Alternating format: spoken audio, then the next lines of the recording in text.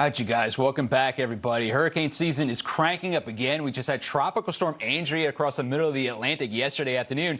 Yeah, we know it could be a stressful time, right? There's so much to think about when it comes to protecting yourself and your loved ones from these storms. So today, Mike Boylan is back, the storm chaser and blogger behind Mike's weather page. Mike, what's up, buddy? It's great to have you back again, man. Yeah, thank you, Bob. I'm really excited. Appreciate this talking storms. You know, Andrea was very stressful, right? A fish storm. It's a good one to get out of the way for the season. You know what? It You're lasted right. 5 hours, I think. It was. I got up to 40 miles per hour, so that was good. But Mike, you have so many followers right now, and that's why I love to bend your ear on this one. I want to know what most of the followers you have asks questions about. And the number one is, should I evacuate ahead of a hurricane? Yeah, you know, when I go live, the chats are just flooding with comments and people asking questions, and it's tough because, you know, I want to get the details and stuff out there. I don't ever get to read them all, but the number one definitely is about evacuations. And it's tough, you know, because I think people start getting in a panic mode and they hear people evacuating, they don't know what to do. And I try to stay away from that. You know, I always refer back to the local county zones is very important, knowing your flood zones. You know, A, B, I didn't even know my flood zone a couple of years ago. I was like, it's hogwash, you know, and but it's so serious. I mean, we're learning so much about zone A, zone B, and what storm surge can do. So that's my first piece of advice is definitely living along the coast. I think so too. I mean, you've got Florida, for instance, where your home state is, and it's broken up to zones. We got zone A all the way after F, and you can find them on the Florida page, floridadisaster.org. So if you live in Florida, it's floridadisaster.org. This is just one of the examples, and that right there is Fort Lauderdale. So you've got a couple right here, but that's not the only one. Right there, you're talking about Pinellas County. I mean, you've got so many zones right there. I would say, and I'm sure you would agree, if they ask you to evacuate, you probably should. Yeah. 100%. And again, I joke that I've turned into a Debbie Downer, you know, about evacuating. You know, I think everybody, at least living in Florida, you know, we have this stubbornness about us and like, we've been through that. We're, you know, they're hyping it up, but seeing, you know, what storm surge can do and hearing the stories. I mean, the National Air Service tells you to put an axe as part of your hurricane planning kits now because people had to go up, you know, and there's no way out. You get in that attic. It's yeah, it's horrifying. So yeah, you know, 100% listen to your county EOCs and you know, if you're now you're showing Irma there. I think it all started with us.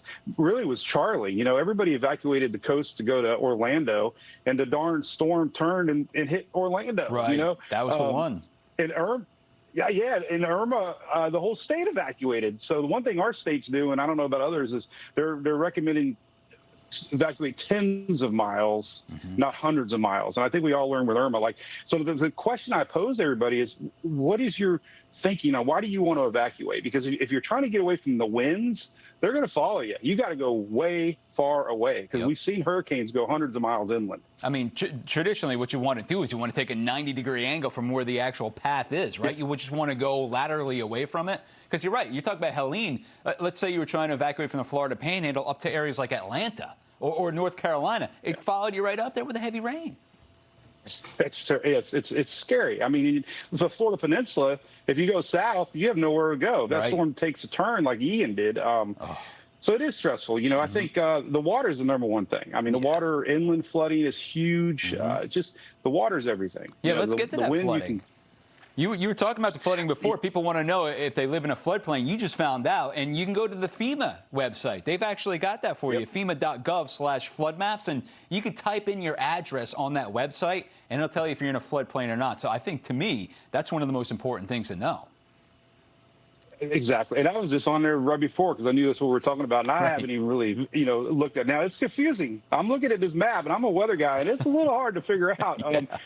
But, you know, another thing I've been seeing, and I'm sure you have too, is these isolated flooding events that we're seeing in storms. Like, you know, we obviously know storm surge is one thing, but Milton had pockets of flooding across the state here that you just can't predict. I mean, you know, we had apartment complexes underwater. It's just wherever those rains decide to rain train. And I don't think you can really prepare for that except be ready for that, you know, and that usually comes after. Like, you know, we had this apartment complex flood here, and it was the next morning the water started bubbling in. It was like our water it took 12 hours, you know, and it's like, I thought the storm was over, you know. I know, it's so true. And then you add the fact that maybe they're paving things over that weren't paved before. That's going to channel the rain in a different spot than you would be used to. It really is crazy. And your viewers are so smart too. They ask you questions like, they get into the weeds, right? Which computer model do you like to look at when you're talking about trying to predict where these storms are going to go? Not just where they're going to go, but the intensity. So they're asking you which models they like the best, right? Oh yeah, and that's funny because, you know, GFS and Euro, the two, right? That's the one everybody wants to know. Which, and I get that question even out in public. They're like, hey, which is the hot model? You know, so I think we've all become weather geeks. You know, we love tracking these things. We all have a favorite model. But one thing over the years is there's a lot of models. You know, we have the AI Euro models looking pretty good. We got the new Google AI model. There's intensity models. So I think the old school weather tracking was this GFS Euro. These are the deterministics too. You know? Yeah, here's the thing. We have to look at them all. And it's interesting. People are like, all right, the Euro's way better. Well, if you're looking at the intensity, which is the hardest thing to forecast, and the track is a little easier than trying to get the intensity, last season, altogether, collectively, the GFS outperformed the European. You're talking big time for day 1, for day 3, and day 5. So last year, at least, Mike, the GFS outperformed the Euro when it talked about intensity. Intensity. And I've seen that. We you know, these higher hurricanes models like the H-Wharf and the Haas, the H-Mon. I mean, they're really, really good. So I always kind of go with the Euro. Really understands upper air patterns. It seems like, but it's like you're correct. It's lost on intensity. It's hard, I mean, right? It'll go 990. So you got to take a blend of them. You know, the one thing that kind of gets me is the age that we're in with social media is the cherry picking of models, you know. It's like wish a lot of that. Yeah, it's like wish casting. Like, I like this one. Let's go with this one. You're right. But by the way, you're right. You talked about the H-Wharf and the H-Mon. They both performed the best last year, talking about intensity. But track, it's a little bit easier. And again, last year, the GFS outperformed it, the European, on day 5 especially. So it's pretty interesting to look at that. Of course, the best performer has been the National Hurricane Center's track because they, like you do, they take in all of the models that they can look at and they make their own track. The NHC won out the track by far. Yeah, they're the best. I mean, they obviously do the great job, and they take very slow reactions. Like, you know, they don't make knee-jerk reactions. So it's so important to follow the trends. You know, they might know it's going to be a Cat 3, Cat 4, but they take their time to make sure that they're not making, you know, panic forecasts, you know. So sometimes you kind of feel like you're a step ahead, but then you could be wrong at the same time. So I really admire how they go about, you know, forecasting and educating everybody. Yeah, I mean, they really are. They've got so much experience right there. And I thought when they pulled that trigger and called it a tropical storm Andrea yesterday, I thought they should have done it the night before. I don't know what you thought about that one. Andrea did have the banding features. It just wasn't powerful, but it definitely had a nice low-level circulation, right?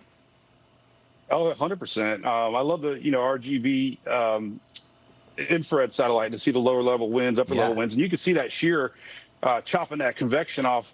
But I tell you, another question I get, and people love this discussion, is, oh, they just named it to name it, you know. And I just sit back. You know, there's a lot of folks that don't understand. Well, what was, you know, that was a wasted name. You know, they shouldn't name storms that are in the Middle Atlantic. And I understand the theory, the thinking of that, but it fell into the parameters. You know, it had convection, it had spin. I mean, you know, if it walks like a duck, it might only last a few hours, but it is fun. Yeah, you're 100% right. When it comes to that. I mean, you're kind of damned if you do, damned if you don't with that, because we've got the visible satellite imagery up right now from yesterday, and to me that looks like it's a very strong tropical depression for sure. But yeah, I mean, 40-mile-per-hour winds, and you're right. And people are like, are we padding the numbers? Are we not? Well, if you go back to, you know, the 50s, we didn't have any satellite imagery. This thing would have gone undetected, no question. 100%, yeah, and you know, subtropical swarms now are being included. So yeah, I get it. I mean, but hey, you know, if it's a year of fish storms, like we say, then everybody's going to be happy. Everybody's going to be golden. I always say we're 1 out of 17 right now. That's right. Dude, check it right off there, Mike. Hey, Mike, it's a pleasure, man. Thanks for taking the time out and speaking to me. I always like talking to you, man. Hey, come back anytime you want, buddy. Open invite. Yeah, I appreciate it. All right, buddy. I'm not good with these earbud things. They keep falling off. I'll get you up to the New York one time and do it. What the heck?